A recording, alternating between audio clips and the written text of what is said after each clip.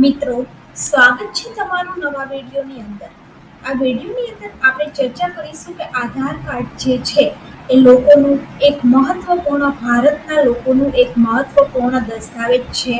પરંતુ આધાર કાર્ડની અંદર ઘણા બધા લોકોને નામ અલગ હોય છે, જન્મ તારીખ અલગ હોય છે અને બીજા જે રહેઠાણની લગતી બાબત છે એ પણ ઘણીવાર અલગ હોય છે.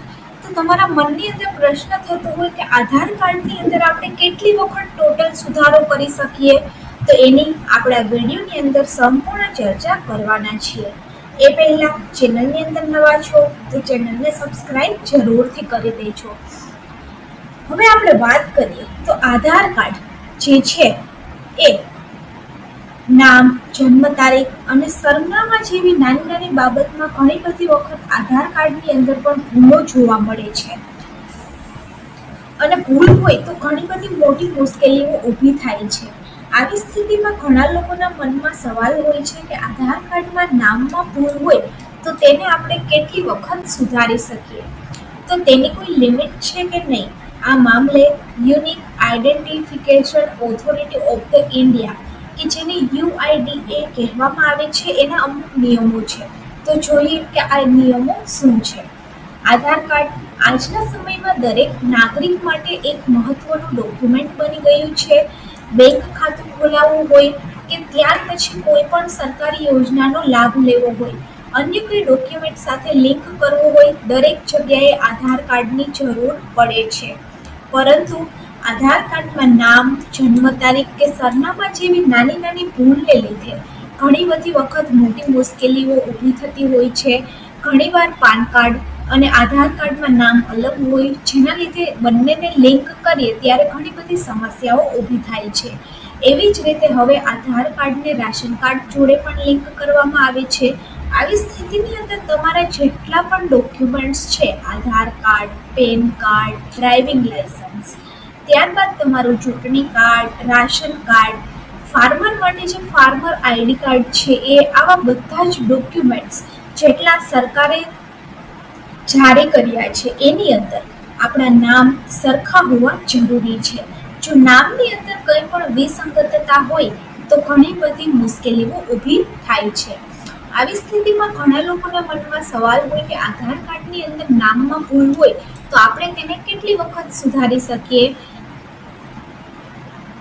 આધાર કાર્ડની અંદર નામ ખોટું લખાયેલું હોય તો તેને સુધારવું ખૂબ જ જરૂરી છે, કારણ કે નાની ભૂલ પણ ઘણીવાર મોટી સમસ્યા ઊભી કરે છે. અને UIDA ના નિયમ અનુસાર આધાર કાર્ડમાં તમે ફક્ત 2 જ વખત નામ બદલી શકો છો. એવી જ રીતે સરનામાની આપણે વાત કરીએ તો સરનામું તમે અસંખ્ય વખત બદલી શકો છો, પરંતુ નામ તમે ખાલી 2 જ વખત બદલી શકો છો. એનો અર્થ એમ છે કે તમે તમારા જીવનમાં માત્ર 2 જ વખત આધાર કાર્ડમાં નામની અંદર સુધારો કરાવી શકો છો. નામ સુધારતી વખતે ખૂબ જ કાળજી રાખવી જરૂરી છે, જેથી બીજી વખત ફરીથી સુધારવાની જરૂર ન પડે. જો એકવાર નામ સુધરી જાય ત્યારબાદ કોઈ ભૂલ રહી જાય તો તમારી પાસે ફક્ત એક જ તક બાકી રહે છે, કારણ કે તમને આના માટે વારંવાર મોકો નથી મળતો.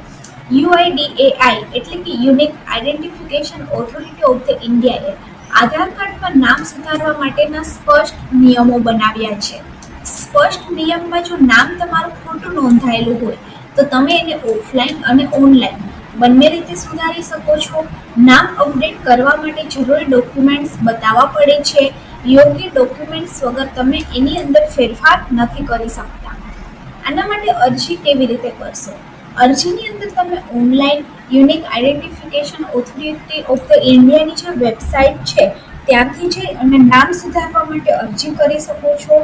અને આ સિવાય તમારા નજીકના જનસેવા કેન્દ્ર અથવા તો કોઈ પણ કેન્દ્રની અંદર જે આધાર સેન્ટર હોય ત્યાં જઈને પણ તમે તમારું નામ સુધારી શકો છો.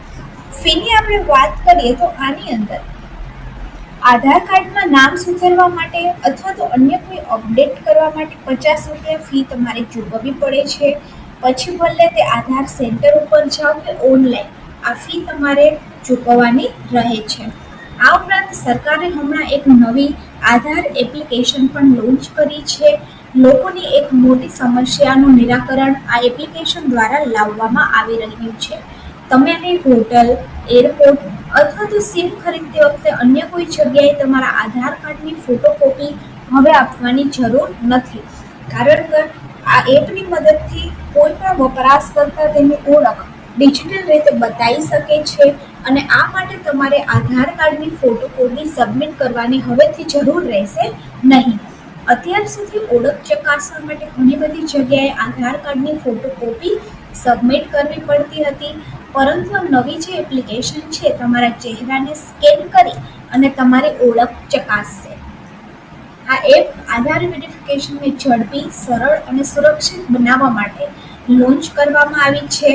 એવું કહેવામાં આવી રહ્યું છે કે આનાથી યુઝર તેની અંગત જે માહિતી છે એના ઉપર સંપૂર્ણ નિયંત્રણ મળશે અને એકથી યુઝર પોતાની મહત્વપૂર્ણ માહિતી પણ શેર કરી શકશે.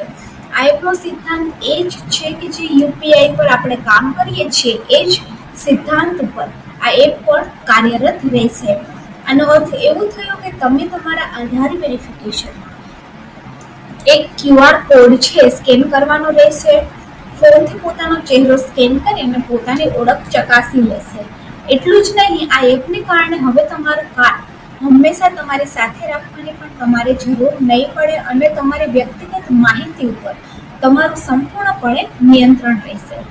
વપરાશકર્તાએ સૌથી પહેલાં તો ક્યુઆર કોડ સ્કેન કરે છે અને પછી ફોનના કેમેરાનો ઉપયોગ કરીને તેની ઓળખ ચકાસી શકે છે. તો આવી રીતે આધારને લઈ અને સરકાર ઘણી બધી વખત અલગ અલગ યોજનાઓ બનાવતી હોય છે, અલગ અલગ એપ્લિકેશનો લોન્ચ કરતી હોય છે. ત્યારબાદ આપણે વાત કરીએ તો નામ 2 વખત સુધરી શકે છે, સરનામું તમે અસંખ્ય વખત ગમે ત્યારે સુધારી શકો છો. તો આવી રીતે આધાર કાર્ડની અંદર પણ સુધારા કરવાના અમુક નિયમો છે અને તમે નજીકના આધાર સેન્ટરની અંદર જઈ અને તમારું આધાર કાર્ડ સુધારી શકો છો. આ ઉપરાંત જો તમારું બાળક 5 વર્ષથી ઉપરનું થાય ત્યારબાદ પણ તમારે તેના ફિંગરપ્રિન્ટ અને બીજી ફિઝિકલ બાયોમેટ્રિક છે એ પણ તમારે એની અંદર સુધારવાની હોય છે. જો વિડીયો સારો લાગે તો વિડીયોને લાઈક કરી દેજો અને આપણી ચેનલ ગવર્મેન્ટ સાથીને સબસ્ક્રાઈબ જરૂરથી કરી દેજો અને વિડીયોને બીજા લોકો સુધી પણ શેર કરી દેજો.